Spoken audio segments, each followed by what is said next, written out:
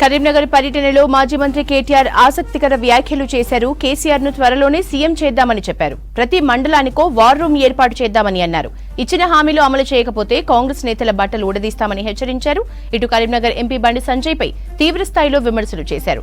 ఆయన utter flop MP అని అన్నారు. అభివృద్ధిపై చర్చకు సిద్ధమా అని సవాల్ విసిరారు కేటీఆర్. టైం ప్లేస్ చెప్పండి, మేమే ఫంక్షన్ హాల్ బుక్ చేస్తామని అన్నారు. కరీంనగర్ పర్యటనలో మాజీ మంత్రి కేటీఆర్ ఆసక్తికర వ్యాఖ్యలు చేశారు. కేసీఆర్ ను త్వరలోనే సీఎం ని చేద్దామని చెప్పారు. ప్రతి మండలానికో వార్ రూమ్ ఏర్పాటు చేద్దామని అన్నారు.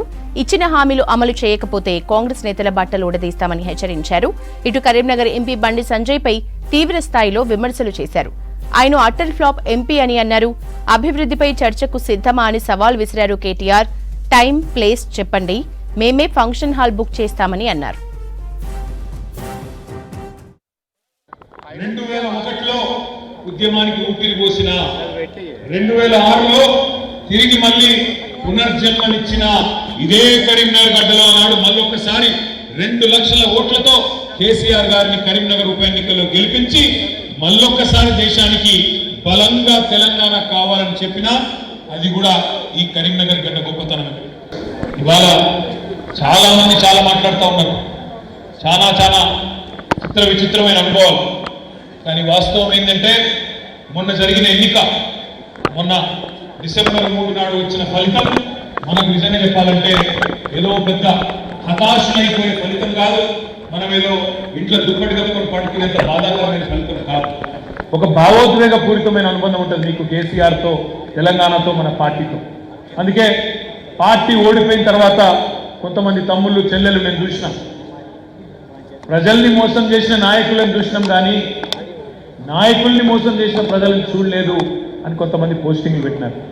నేను మిమ్మల్ని వేడుకుంటున్నా, చేతులు జోడించి విజ్ఞప్తి చేస్తా ఉన్నా, ఇట్లాంటి భావోద్వేగపూరితమైన మాటలు ప్రజల్ని కించపరిచే విధంగా మాట్లాడడం అనేది సబబు కాదు, మంచిది కాదు తెలంగాణ ప్రజలు.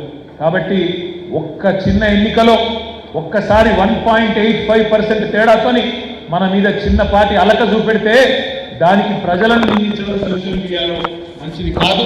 దయచేసి ఎవరు కూడా పని చేయవద్దని, తెలంగాణ ప్రజల మనసు తిరిగి మల్లెట్ల కలుసుకుందాం, లోక్సభలో మల్లెట్ల జెండా పాతుదాం, మల్లెట్ల గులాబీ జెండా ఎగరేద్దాం అనే దిశగా ఆలోచన చేద్దాం తప్ప పొరపాటును కూడా ఏ ఒక్కరు కూడా ప్రజలను నిందించే విధంగా, ప్రజల తీర్పును అవమానించే విధంగా మాట్లాడవద్దని నా విజ్ఞప్తి. మొన్న మనకు తగిలిన దెబ్బ చాలా చిన్న దెబ్బ, చాలా చిన్న ఎదురు దెబ్బ. 119 నియోజకవర్గాల్లో మనం పోటీ చేస్తే మనకు ప్రజలేమి చీకొట్టలేదు, ఈ సౌతల బారేయలేదు. మనకు 39 సీట్లు ఇచ్చిన ప్రజలు. 39 సీట్లు అంటే 3వ వంతు 119లో చిన్న లెక్క కాదు. ఒక 14 నియోజకవర్గాల్లో స్వల్ప తేడాతో ఓడిపోయినాం.